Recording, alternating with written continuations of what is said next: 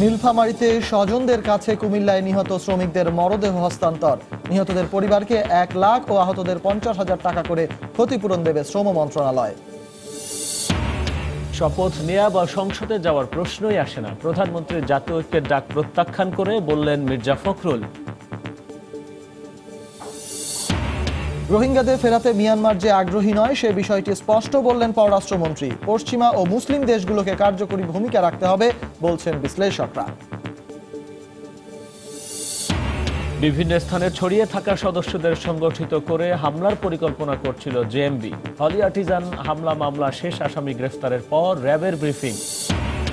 এবং রাজধানী ট্রাফিক ব্যবস্থায় বিশৃঙ্খলা কমাতে কাজে আসছে না কোনো উদ্যোগ। অবৈধ পার্কিং আর ফুটপাত দখল চলছেই। জনসচেতনতার অভাবকেই দায়ী করছেন বিশেষজ্ঞরা।